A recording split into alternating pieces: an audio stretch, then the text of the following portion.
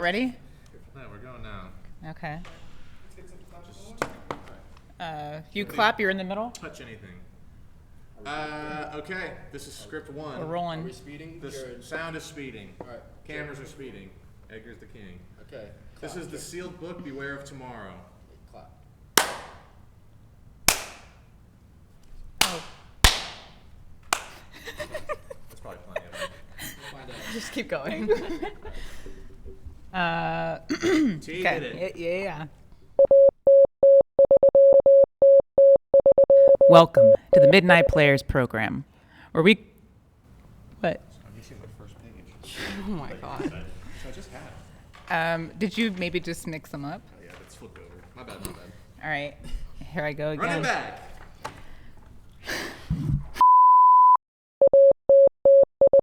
Welcome to the Midnight Players program, where we cold read your favorite old-time radio plays. Every flib, flub, and flop completely uncut. And now, for tonight's episode, Beware of Tomorrow. Big gong. Gong.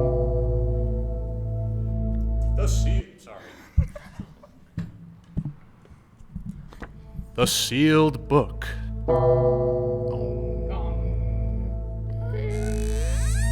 Once again, the keeper of the book has opened the ponderous door to the secret vault wherein is kept the great sealed book, in which is recorded all the secrets and mysteries of mankind through the ages. Here are tales of every kind, tales of murder, of madness, of dark deeds strange and terrible beyond all belief. Keeper of the book, I would know what tale we tell this time. Open the great book and let us read. Shimmering, slowly, the great book opens.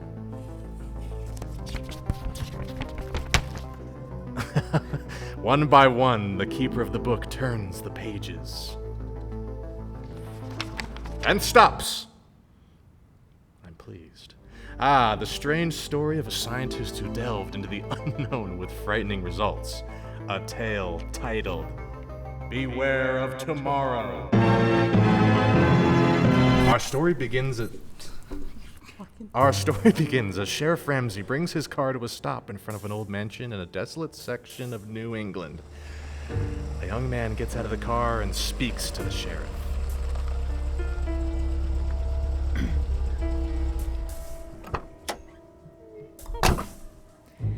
Thanks very much, Sheriff, for bringing me out here.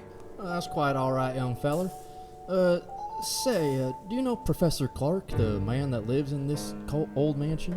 Why, yes, I was Professor Clark's laboratory assistant back in college. Why?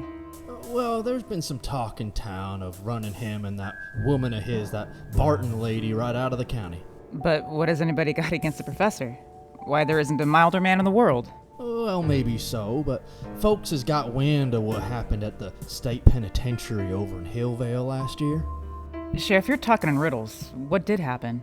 Professor went over there when they hanged Richard, that hold-up killer, and the warden gave the professor the murderer's brain. So what? Folks think he's keeping that brain in a big glass jar and making it grow. Oh, that's perfectly ridiculous. Oh, I'm not saying I ever believed it, but it'd be a good idea if the professor'd give folks a notion of what he's really doing in that laboratory of his, with that Barton feller to help him. Then maybe the talk would die down. I understand. All right, Sheriff, I'll mention it to him.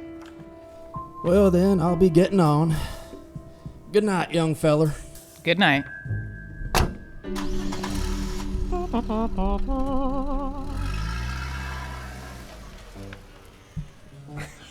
A few moments after Dr. Margaret Dale had knocked on the door of an ancient mansion, a frail, white-haired old man answered the door. An old man who could hardly speak at his joy as he gripped Margaret Dale's hand. He led the way down a long hall to a great room where strange equipment took up almost every inch of space. Retorts and electric furnaces, generators, batteries, great glass vats. Dr. Dale stared around him in a tense curiosity as Professor Clark helped him off with his hat and coat. There. Now sit down, Midge. Sit down and let me get a good look at you. Are we picking up whatever that is in the background? What is that? The AC finally turning on. I think it's probably okay. All right. I got your letter and it made me curious, so I took the first train. You promised me a surprise. Is this it? This amazing laboratory? No, my girl. We'll come to that in a moment after you've met Barton, my assistant. Barton? Yes, Professor? Dr. Dale has arrived. I want you to meet her. Why, of course. How do you do, Dr. Dale? How do you do? We've both of us been looking forward to your visit. Yes, the professor's letter made me so curious I couldn't stay away. Barton, is Alpha making some coffee? Yes, he started it when we heard the car. Alpha? Who's he? Our general man of all work. A truly amazing fellow. Ah, here he comes now. Heavy footsteps.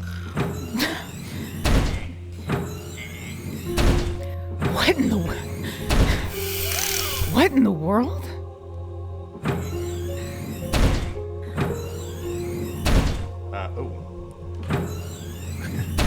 Shall Alpha serve coffee?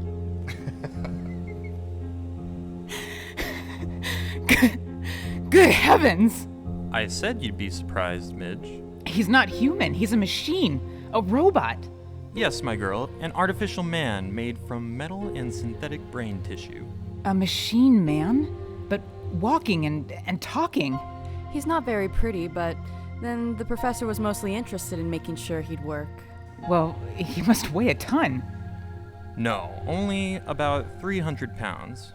You see, Alpha is mostly aluminum and other light alloys.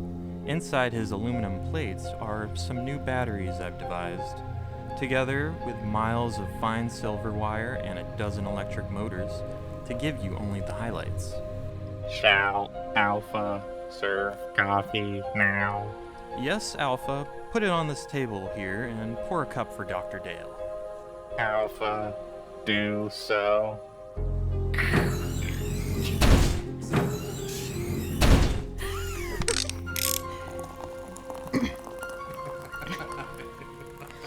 Still can't make myself believe it. Page this. Oh, Alpha. Oops. Alpha. Alpha poured coffee. Go on, Midge. Take it. Oh yes, of course. Tink, tink. Thank you. He looks clumsy, but he poured the coffee as well as a human could. Yes, Alpha has capabilities you'd never suspect to look at him. We won't need you anymore tonight, Alpha. You can go back to your room now. Alpha goes.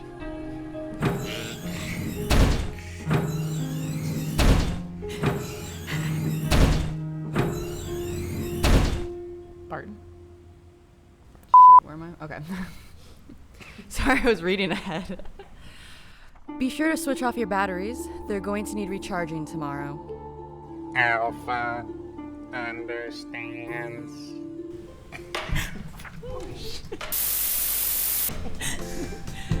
You guys are moving the table too. Sorry. Wait, give Dale a second. Technical difficulties. You can probably use the sound of this. Some good sound effects. Yeah, start banging the microphones. Okay. Huh? Where's Dale? Oh, that's the most incredible thing I ever saw. You see, Midge, like any machine, he's completely inactive when his batteries have been switched off, but his brain continues to function. It's an artificial photoplasm that I spent 8 years creating. It's the only thing that makes him different from any other machine. But it means that Alpha can think. Think like a man. A machine that can walk and talk and think? But Alpha isn't the only surprise I have for you, Midge. He's not? No, I have another one, even more astonishing. But you'll have to wait until morning to learn what it is. Barton will show you to your room. Of course, Professor. I'll see you in the morning then. Yes, we'll have a long talk tomorrow. Good night. Good night, Professor Clark. Oh, Dr. Dale? Yes, Barton? Could we talk for a minute before I show you to your room? Why, yes, of course. It occurs to me that the professor forgot to tell you why he asked you here. It was his hope that you'd stay indefinitely and help us carry forward the work we've been doing here. Stay indefinitely? Why, I have work of my own. Now, don't say no yet. Just think, Dr. Dale. Alpha is stronger and more rugged than a man. He needs no rest, no food, yet he can do the work of 3 men. He can plow, reap, run machinery. Think how much drudgery a million like him could lift from mankind's shoulders. Yes, that's true. And already, Alpha is technically old-fashioned. Professor Clark has blueprints for a new machine man as superior to Alpha as an aeroplane is to a bicycle. We want you to help us build them. Well, I'm certainly tempted to stay. Perhaps I could arrange it. Good. Then I'll show you to your room now if you wish. Yes, I am sleepy. If you'll just come this way.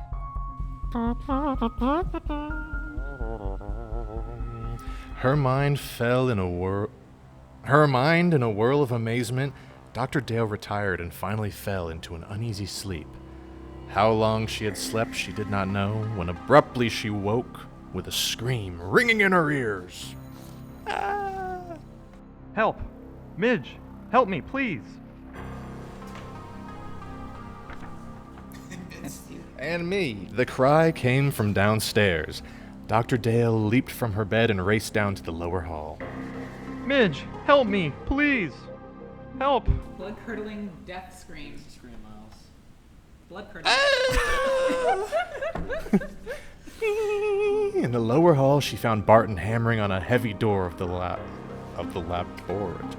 Do you want to do that one again? Yep, my bad.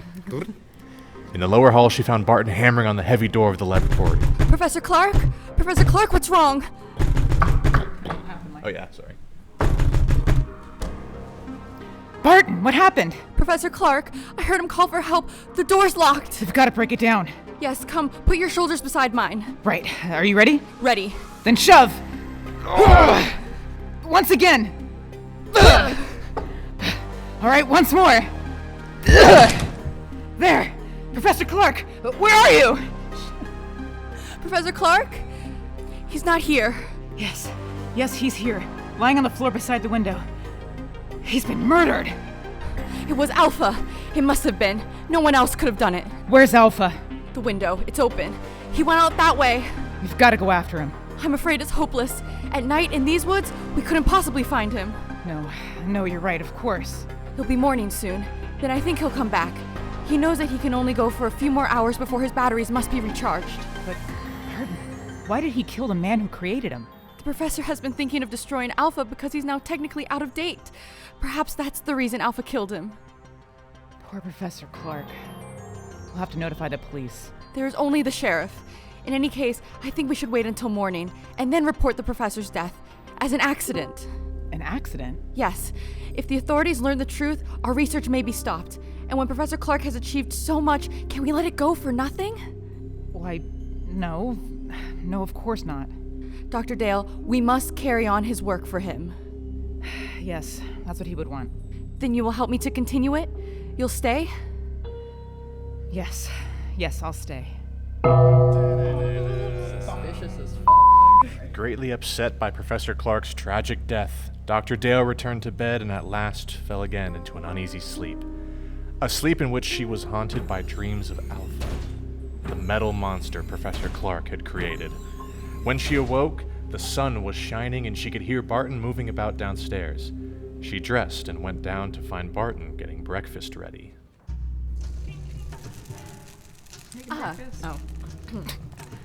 Good morning, Dr. Dale. Good morning, Barton. Any signs of Alpha? Not yet.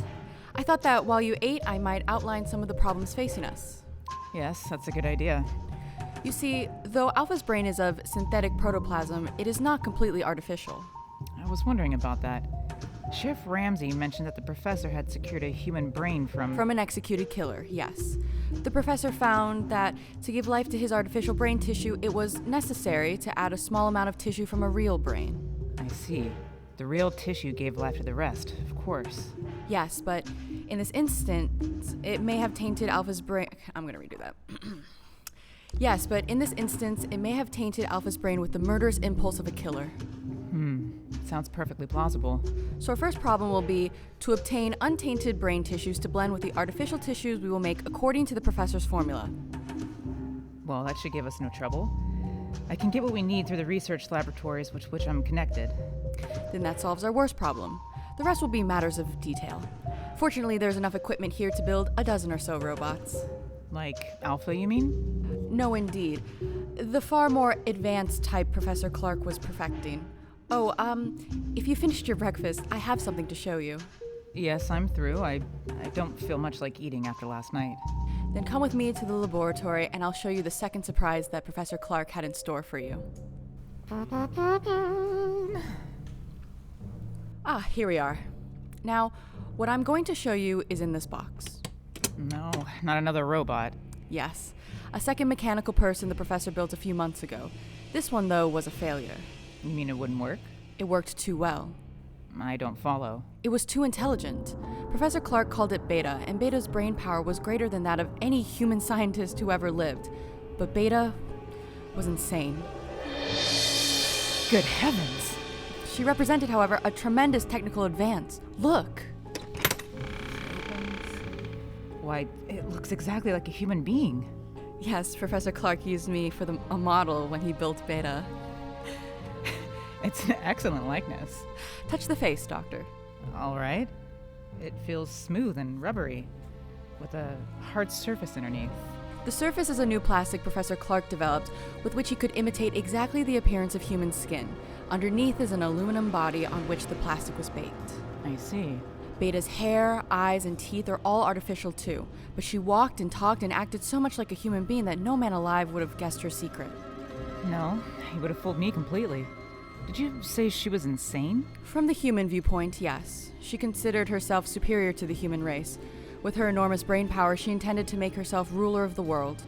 Oh, you're joking. Not in the least. That was why Professor Clark destroyed her just in time. She had made plans to take over this laboratory and construct dozens of mechanical beings like herself. And then, with their help, she was going to enslave all mankind. Barton, if that could happen once, it might happen again. I don't believe we should continue Professor Clark's work after all. Oh, there's no danger now, Doctor. You see, Beta also had a brain which contained tissues taken from that of the condemned murderer.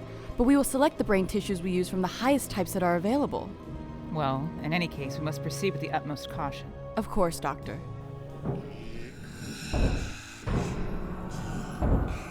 Listen. Someone's come into the house. It's Alpha. He's come back. Alpha? We may need a weapon, Barton. No, I can control him. Alpha? Alpha, come here. Alpha comes. Alpha, you killed Professor Clark. Why did you do it? Professor said he would destroy Alpha. And you killed him because of that? Alpha not want to be destroyed. But you're just a machine. What difference does it make to you? Alpha is machine that lives. Alpha stronger than you. Alpha better than you. Alpha, be quiet. We want to know where you've been. Did anyone see you? 2 men saw Alpha. What do you mean? 2 men driving automobiles saw him. And what did they do? They tried to hit Alpha with automobile. Jeez. And then what happened? Alpha stopped automobile. Alpha killed 1 man. Killed him? Other man ran into woods. Alpha not find him. Alpha come back. We can't keep this a secret. We can't keep this a secret. No matter what happens, we must notify the authorities at once. Wait. Let me think. We can't. The bell. There's someone at the door. I'll see who it is. You stay here. But what about Alpha? I'll switch off his batteries and then he can't move. There. And now I'll see who's at the door. Dr. Dale waited tensely as Barton went to answer the doorbell. She heard the door open and recognized the excited voice of Sheriff Ramsey speaking. Then, a moment later, Barton came back into the laboratory, followed by the sheriff, who held a revolver in his hand. But Sheriff, if you'd only let me explain. Never mind that. You're coming with me, both of you. The professor, too. Where is he? Professor Clark is dead, Sheriff. Dead? He was killed last night when an experiment he was engaged in went wrong. An experiment, eh? I suppose it was an experiment that crushed the life out of Jed Thompson an hour ago down the road and scared Fred Jennings so bad all he can do is jabber on about monsters. It's true. The thing that killed both the professor and Thompson is an experiment. It's standing there behind you. Behind me? Ugh. A man. Made out of machinery. 1 second. Don't be alarmed, Sheriff. It's perfectly harmless now. It is a machine man which Professor Clark built. Unfortunately, it got out of control. I don't believe it. I don't blame you, Sheriff, but that's the truth. I think I can convince you. What are you doing? Stand still or I'll shoot. I'm simply going to switch Alpha on. There. Now he can move and speak as well as you and me. That thing talks? You're lying. You're up to something. Alpha, will you tell the sheriff it was you who killed Mr. Thompson? Alpha killed man. What? Man tried hit Alpha with car. Why, so that's what the professor was doing all this time. Building that thing. Now, Sheriff, surely you realize that we are not murderers. Well, maybe not. But you're coming to jail just the same. You're partly responsible anyhow. But, Sheriff... Anyway, it's for your own protection. There's a mob on the way out here, and they're gonna burn this place down. I already gotta put you in jail for your own safety. That mob's ready to lynch you right now. Burn the place down? That's what I said. So turn the machine off and come along. We ain't got much time. No! All this equipment, machinery, the professor's notes, they must not be destroyed. We must stop them. Yes, Sheriff, the loss to science. Never mind science. You got your own skins to worry about. That mob means business, so let's get started. I'm afraid we can't do that, Sheriff. I got a 6-shooter here that says different. We have no choice, Barton. Oh, yes, we have. Alpha, take the gun away from this man. Alpha will do. What are you doing? Stop him! Stop him! You stop him or I'll... No! No! Let go of me! Ah! Barton, stop him! Stop him! Too late, Dr. Dale. The body slumps to the floor. Alpha's crushed him. Yes, Dr. Dale. The sheriff is dead. Now you are a murderer. In a good cause. The life of one man or of a dozen men cannot stand in my way. You don't expect me to keep silent about this, do you? I think you will. Alpha? Alpha! He doesn't answer. His batteries have gone dead. The last burst of energy must have drained them dry. But it makes no difference. I think it does. A big difference. There. See this? Sheriff Ramsey's revolver, with 3 bullets still in it. Put your hands up. I must explain something to you, Doctor. You can talk, but if you move, I'll shoot. I only want to say that nothing is going to interfere with my plan to build more of the improved form of robot that Professor Clark perfected before his death. Robots who look and act so much like humans, no one can detect them. They'll never be built. I intend to destroy all of Professor Clark's notes. They will be built. By me. I shall build 10, 100, 1,000, then I shall lead them, with the superior intelligence to the mastery of the world. You're mad! Of course. I should have guessed it. No, Doctor, that's not the answer. I shall tell you the truth, and then you must die. Stand still or I'll kill you. You remember last night when the professor said he had another surprise for you? An even greater surprise than Alpha? Yes? That surprise, Doctor, was Beta, the second robot. So perfect it looked like a woman, but so intelligent that human beings were as children in comparison. But Beta was destroyed. No, Doctor. Beta was not destroyed, but you must be destroyed. Stand back! Stand back, I say! All right then, I shall shoot!